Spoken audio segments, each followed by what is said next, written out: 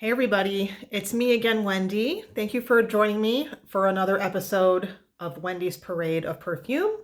We are going to be talking about another Guerlain. It's a recent one from 2019. I am talking about a flanker of Mon Guerlain. So it would be Mon Guerlain Bloom of Rose Eau de Toilette. Why do they have to do that? I don't know. It's just, they're not as confusing as like Dior is about all their flankers, but come on. Anyway, this is the bottle. Here we have the classic quadrilobe that they're putting all these in with a little pink band, I guess for the, because it's a rose. Maybe when they do Bloom of Jasmine, it'll be a white band. It's not a bad idea, Guerlain, or LVMH, whoever's listening. Anyway, Mon Guerlain, Bloom of Rose, Eau de Toilette, henceforth known by as Bloom of Rose. I was really hoping that this would be a Bloom of Rose because I think that a perfume that has a lot of lavender and a lot of rose in it would be an incredible idea. That being said, again, expectation versus reality. This is prominently a fruity floral, the floral being orange blossom and neroli, not rose and not lavender. So let's get on with it. The notes are... They have a lot of fruity notes on top. There's apple, there's mandarin, there is black currant, which is actually really nice. It kind of tempers things down a little bit. On the mid notes, it's your kind of classic lavender, rose, and jasmine and neroli. And then the base notes supposedly are vanilla and sandalwood. There's not a lot of sandalwood in there or vanilla. So basically the citrus notes in this they coat every note in the perfume. They really remind me of like a very happy, fruity shampoo. Not in a bad way. I'm not saying it's like VO5 or something like that, but the notes are so fruity that it's just so different from the original Mon Guerlain, which is kind of, vanilla, cozy, like an herbal gourmand almost. This is definitely 100% fruity floral. The apple notes are enormous. The citrus notes are enormous. And then when the orange blossom and neroli really bloom, the perfume is so soapy. So the first couple times I wore this, I was like, where is the rose? I don't smell it. Well, it turns out the application, for me anyway, this perfume, the sprayer is very generous. And I was doing, my sprays. I wear a lot. And I think it was just overloading me. The soap notes, the musk notes, whatever they're using, it's just overloading me because I was just like, I just didn't get it. Then I calmed down and I wore a more normal application like a normal human being. And I just wore like 2 sprays, 1 spray on the wrist, dab, dab, dab. And the perfume performed a lot better with a lighter application. So that would be a tip. That's what I do, which is good too, because that means, I'll have it for longer, I guess.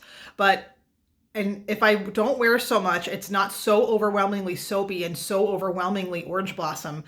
And a few hours in, I can finally smell the understated rose, a hint of jasmine, and along with like a little bit of lavender. The lavender's there if you're like really smelling for it, but if you're really looking for it, but it's not a lavender dominant perfume. For those of you that don't want to wear a Mon Guerlain because supposedly it's a lavender perfume, this does not have a strong lavender note at all.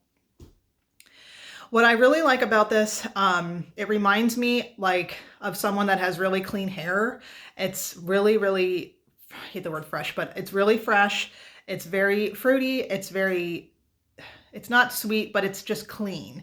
It's really, really clean. I think it would make like a really good hair mist to use.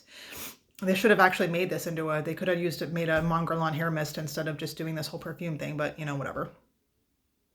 The other thing too is that it's soapy and it's kind of airy. Like, I know this sounds kind of weird, but if you visualize the air around you, it kind of fills in the air, but it's still airy. It just kind of sparkles around you, and it does fill up the space around you really nicely. It's not heavy. I can't imagine anybody being offended by this.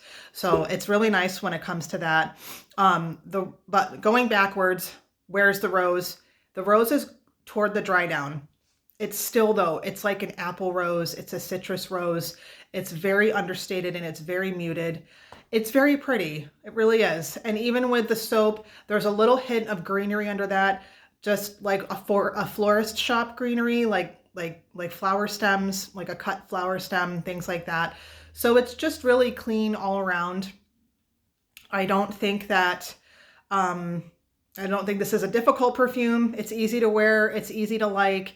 I don't love it, but I am glad that I've got it and I've gotten to know it, and I found the rose. I was like, where is it? But I still think they could have called this, you know, Mon Guerlain Orange Blossom or something like that, because that's what it is. If you want like a really soapy, clean shampoo version of Mon Guerlain, this is it.